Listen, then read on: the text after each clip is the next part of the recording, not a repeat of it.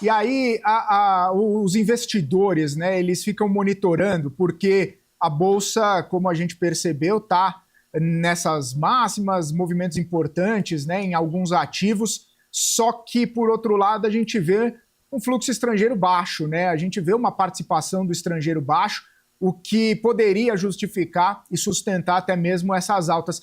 Na sua percepção, a gente pode estar vivendo um momento de preços distorcidos, talvez que em algum momento possam se readequar, se reprecificar, voltar a uma normalidade. E aí, se eles estão distorcidos, né, para mais, para menos, em alguns casos, como é que você tem visto esse movimento e essa percepção de alguns investidores em relação a essa falta de participação do estrangeiro e os preços em alguns momentos mais elevados?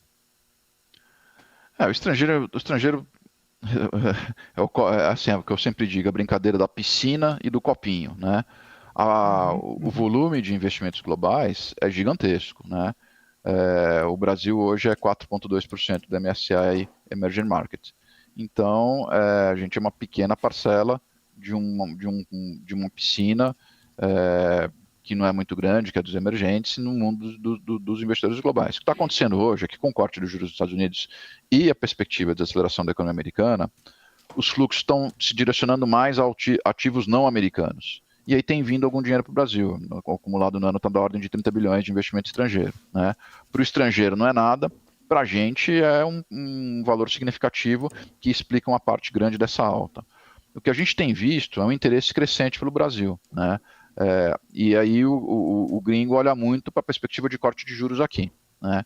Então, eu diria que daqui para o final do ano, como a gente vai se aproximar do corte de juros, o interesse por ações brasileiras vai aumentar e a gente imagina que vai ter um fluxo, talvez nos próximos 3 meses, 4 meses, proporcional ao que a gente teve nos primeiros 8 meses do ano. Então, entrou 30 bi, talvez os próximos 3, 4, 5 meses entre mais 30 bi. Então, é um volume que para a gente é significativo.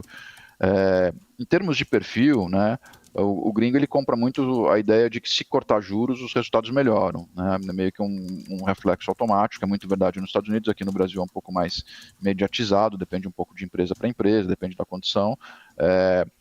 A gente não tem uma aceleração da economia, né? Então eu acho que a gente vai ter talvez 2 ou 3 trimestres de resultados menos brilhantes do que foram até agora, porque a economia vai estar em processo de acomodação, a gente vem de um crescimento de 3 ou mais, vai vir para o crescimento na média em torno de 2%, com uma retração significativa dos setores ligados a crédito.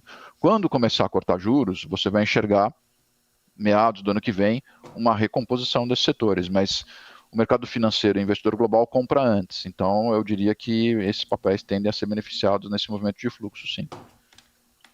Ô, Matias, e aí é por isso que a gente está vendo esse movimento tão importante nessas ações, nesses setores mais cíclicos, essa antecipação, até mesmo porque, até na última reunião do Copom, né, já tinha sinalizado que tinha chegado no topo, né, já tinha chegado ali no nível mais alto e dali era para baixo. Tanto que a gente viu, até nessa lacuna de tempo aqui, né, um fechamento também da curva de juros, até nessa expectativa, não que os fundamentos acabem ajudando, né? Mas um fechamento nessa expectativa. É por isso que a gente está vendo esse movimento mais nas empresas cíclicas, e aí elas que também podem acabar sendo mais beneficiadas, como você ressaltou, desse fechamento de curva, dessa antecipação, desse movimento de chegar próximo aí do corte de juros da Selic e, consequentemente, de uma movimentação mais para baixo da curva? Sim, é justamente isso, né? Pensando um pouco em valuation, que você tinha perguntado, nossa bolsa aqui chegou perto de pagar 8 vezes o lucro, né? Que é um nível muito baixo. Agora, com essa recuperação, nós estamos andando em direção a 9, 9 e pouquinho, né? Ainda é baixo, mas talvez até agora já um desvio padrão abaixo da média, a média está em torno de 10. Quando a bolsa fica cara, em momentos que você tem cenário favorável, corte de juros, perspectiva de crescimento sustentado, ela chega a 13, 14. Né? Então, o potencial de alta num cenário em que você corrige o fiscal, cria a perspectiva de que o juro real volte para casa dos 5%, a bolsa é mais de 200 mil pontos. Né? Mas daí você tem que ter um pouco uma visão de ajuste fiscal, queda de juros e crescimento sustentado. Eu acho que ainda é cedo para andar nessa direção.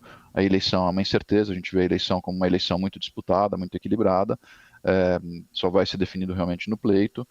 Mas o que a gente tem é um pano de fundo favorável. O global já está configurado, né? O cenário que a gente tinha desde fevereiro era de 3 cortes de juros do Fed esse ano, mais um ano que vem. Agora esse é o cenário de consenso. Então a parte global, vamos dizer assim, está confirmada. E a gente tem a visão de que o Banco Central aqui começa a cortar em janeiro e vai cortando aí cerca de 400 pontos. Essas duas coisas criam um cenário benigno para a Bolsa, para ativos de risco no Brasil, pelo menos até perto da eleição. A eleição vai ser meio que uma bifurcação importante, porque a questão fiscal e a credibilidade de cada candidato com relação à proposta de ajuste fiscal vai ter um peso muito grande na trajetória dos preços depois da eleição.